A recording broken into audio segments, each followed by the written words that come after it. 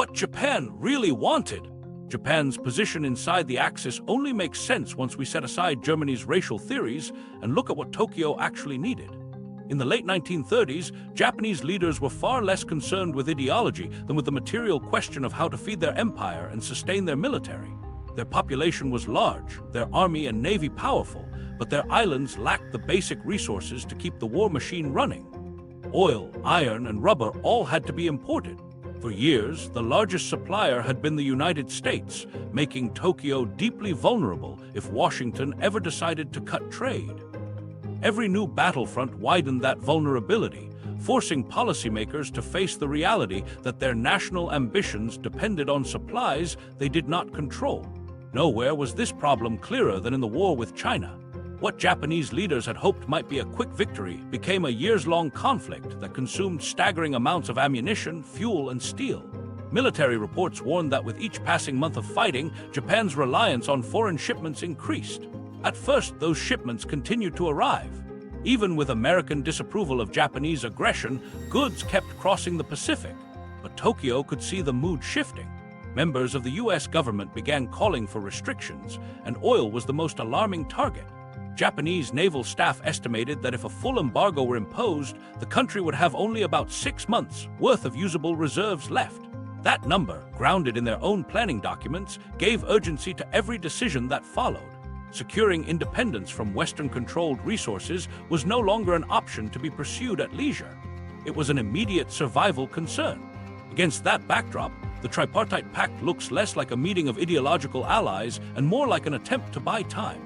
By putting their name on paper alongside Hitler and Mussolini, Japanese leaders hoped to raise the diplomatic cost of intervention. If Washington or London moved to cut off resources, Tokyo wanted them to hesitate for fear of creating a larger war. In practice, Japan doubted Germany could send significant help in Asia, but the mere perception mattered. From Tokyo's perspective, every week of continued access to oil and iron imports allowed them to keep fighting in China and to prepare for the possibility of striking south into resource-rich colonies. Japan's whole empire-building program had already been driven by the need for materials.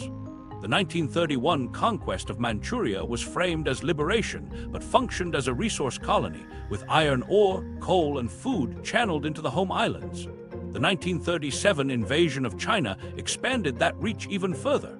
But even that was not enough to replace shipments from the United States.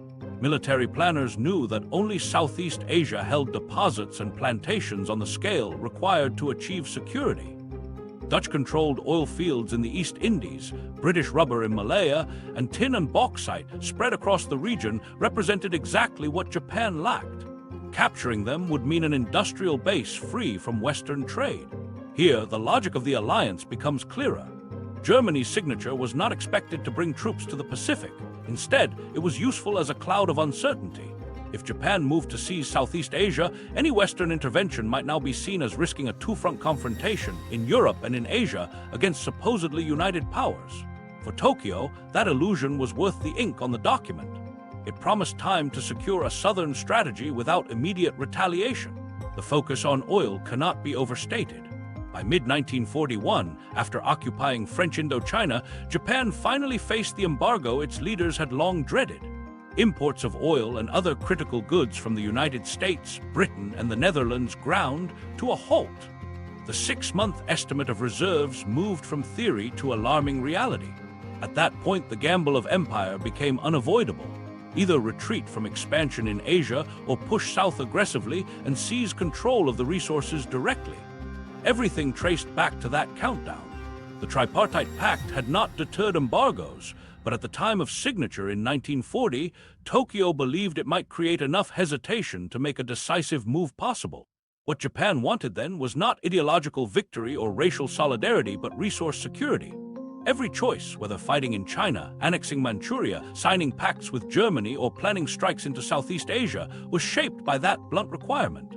Survival was measured in barrels of oil and tons of rubber.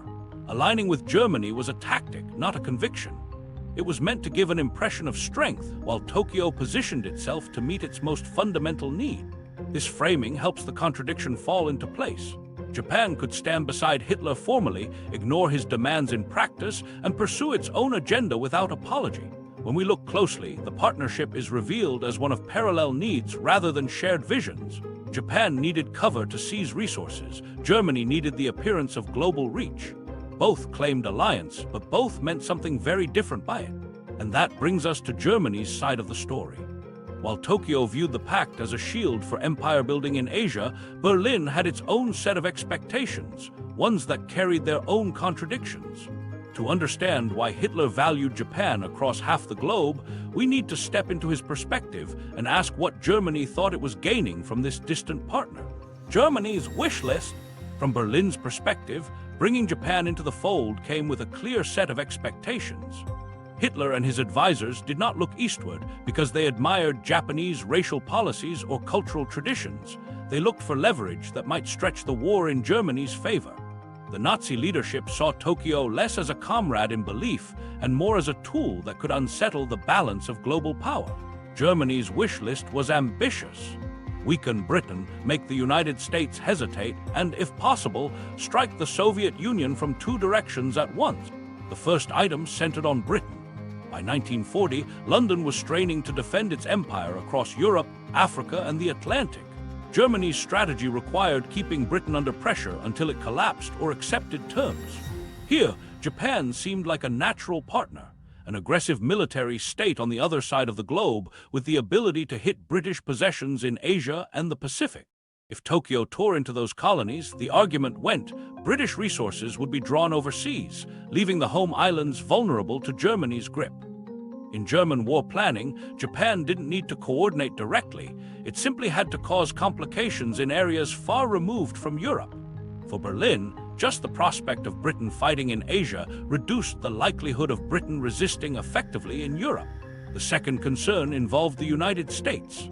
Hitler recognized American industrial might, and reports from his own economic offices confirmed how dangerous it would be if Washington threw its full capacity behind Britain. The Tripartite Pact, with its carefully worded promise of mutual aid if attacked by an outside power, was designed in part to make Roosevelt pause.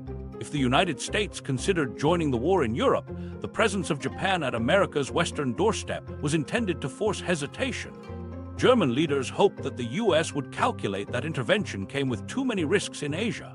Delay, even by months, could solidify German dominance of the continent. Japan, in this sense, was not a military savior for Berlin, but a figure looming in the background, a threat that might slow America's timetable.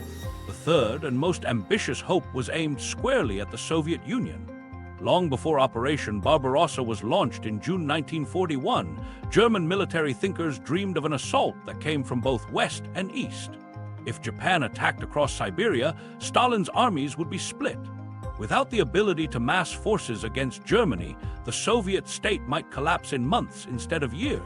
The wish list envisioned a classic pincer movement. Hitler's forces rolling east through Ukraine and Russia, while Japanese troops advanced from Manchuria toward the Soviet rear.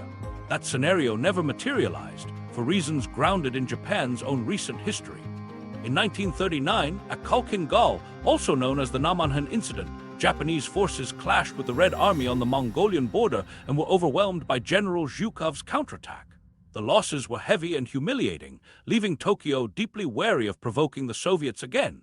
That experience shaped Japan's strategic decision by 1941. Instead of engaging once more in the frozen expanses of Siberia, Japanese leaders signed the Soviet-Japanese Neutrality Pact in April of that year. The agreement gave them security on their northern border and allowed Tokyo to focus instead on the oil and rubber of Southeast Asia. Germany hoped Japan would attack the USSR from the east, but after Khalkhin Gol and the Neutrality Pact, Tokyo flatly refused to open that front. For Berlin, this was the most bitter disappointment. The ally it had placed on the pedestal of propaganda declined the one task that could have changed the war in Europe.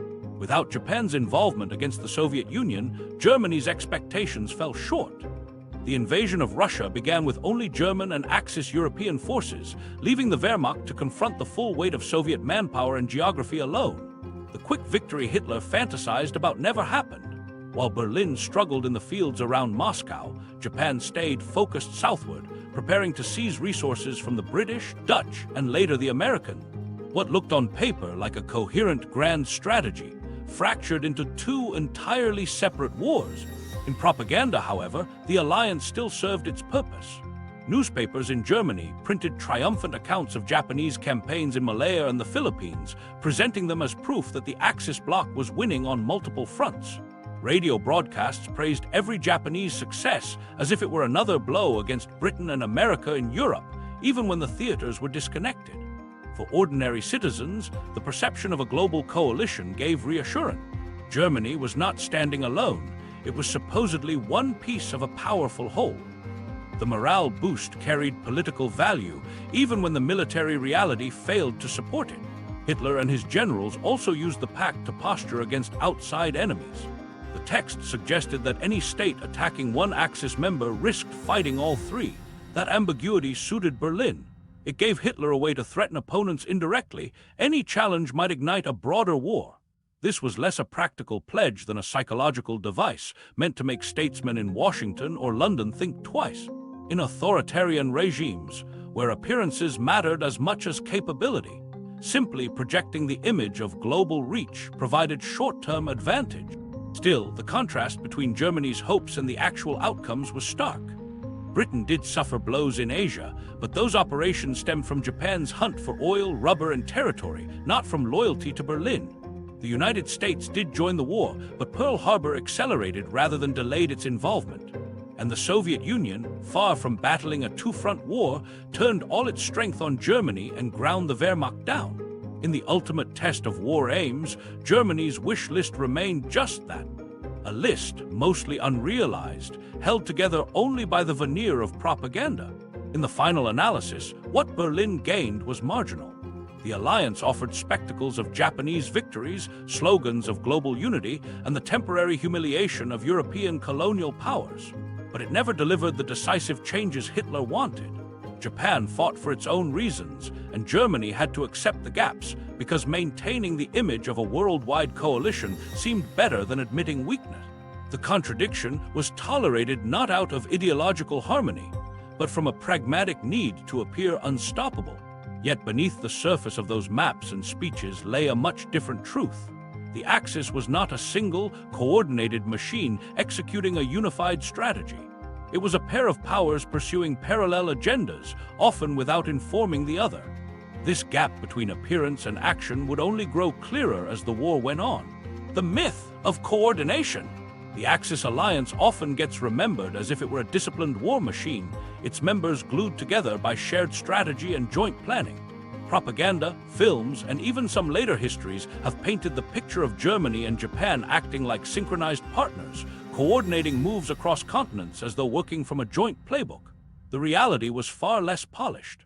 If you look closely, the supposed unity breaks down quickly. They rarely shared important information, they didn't build common military strategies, and each government often discovered the other's most decisive actions only after those actions had already unfolded. The myth of coordination masked what was, in truth, an improvised and disconnected relationship. Consider the chronology of 1941. In April, Japan committed itself to the Soviet-Japanese Neutrality Pact, making a deliberate choice to avoid further conflict with the USSR after its defeat at Khalkhin Gol in 1939. Only 2 months later, on June 22, Germany launched Operation Barbarossa, the largest invasion in history, aimed directly at the very Soviet state Tokyo had just promised to leave alone. Japanese officials were not consulted. They were not partners in the decision. They were simply informed, like observers, once the offensive was underway.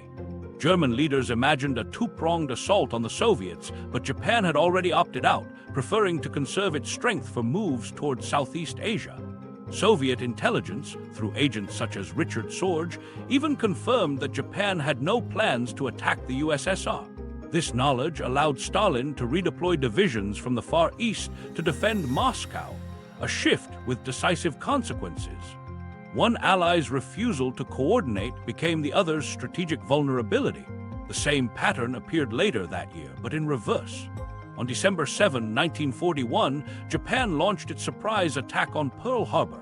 Berlin had no advance notice of the strike beyond vague hints. German leaders, including Hitler himself, learned of it much like everyone else, as news bulletins flooded in after the attack was already underway. 4 days later, on December 11, Hitler declared war on the United States, binding Germany to a conflict with the one country he had long warned could overwhelm Europe with sheer industrial power. If this had been a matter of joint strategy, preparations would have been visible months in advance. Instead, Berlin improvised in response to Japan's gamble, forced to follow Tokyo's lead into a struggle that fit very poorly with its own priorities. These two episodes, the Neutrality Pact with the USSR in April and the sudden strike against Pearl Harbor in December, illustrate the larger problem. Japan and Germany did not coordinate their Keystone War decisions. They pursued their own interests, crossed paths accidentally, and only afterward tried to describe events as part of some coherent joint effort. Each acted out of national calculations with little regard for the other's hopes. Germany counted on Japan to pressure the Soviet Union, but Japan had no interest in reopening a front it associated with humiliation. Japan counted on Germany's war to restrain Britain long enough to seize Asian colonies, but Berlin was locked into its continental war. The alliance existed mostly in communiques and headlines rather than in operational reality. Meanwhile, their differences couldn't have been more stark. Germany lived and breathed its war in Europe, pouring everything into overpowering the Soviet Union and breaking Britain. Japan lived in another theater altogether, weighing the balance of risk and reward in Southeast Asia and the Pacific. Their lines of interest barely touched. Without overlapping goals, there was never a true foundation for coordination. At best, they aligned by coincidence. Japan's moves in Asia distracted the British Empire. Germany's advance into the USSR tied down Stalin's forces. These were indirect benefits, side effects rather than deliberate synchronization. By contrast, the Allies built an actual machinery of coordination. American, British, and Soviet leaders held summits, established shared command structures, shared intelligence flows, and agreed on priorities. They may have disagreed sharply at times, but they put resources and strategies together. Berlin and Tokyo had no equivalent structures. Their summits were rare, symbolic, and carefully staged. Talks ended with ceremonial messages about friendship, but no shared command lines emerged. Information flowed in one direction only when convenient, and often arrived too late to matter. A lack of trust reinforced the pattern. Both Nazi Germany and Imperial Japan treated information as something to guard jealously. Berlin withheld clear accounts of its plans, and Tokyo did the same. Fear of betraying secrets outweighed any interest in collaboration. Public statements celebrated solidarity, but behind the scenes, each government moved as if it were alone. The consequence was that neither could rely on the other in a coordinated sense. They declared unity while practicing secrecy. This is why the perception of coordination survives mostly through propaganda and storytelling. At the time, each regime inflated the accomplishments of the other to reassure domestic audiences. When Japanese troops captured British or Dutch bases in Asia, Germany claimed this as proof that the global order was tipping in favor of the Axis, even though those victories had almost nothing to do with Berlin. When German forces advanced deep into Soviet territory, Japanese media echoed the triumph, presenting it as Axis strength despite Tokyo's refusal to participate. The spectacle created the illusion of shared advancement, yet no joint plan produced it. Seen in this light, the Axis alliance worked more like two parallel wars pursued under a single name. Both countries fought against many of the same opponents, but their battles were separate, their priorities unlinked, and their timetables incompatible. Sometimes their actions looked helpful to each other, but that appearance was coincidental, not the outcome of a joint strategy session. They looked allied on maps, they fought separate wars in reality. What held the illusion together was the way the story was told. Propaganda amplified victories, downplayed contradictions, and presented coincidence as coordination. The image of a united bloc projected strength to citizens at home and fear to enemies abroad. That image mattered enough that both governments worked hard to protect it, even when the facts pointed the other way. And it is in how that image was carefully managed, rather than in battlefield coordination, that the real glue of the Axis alliance can be found.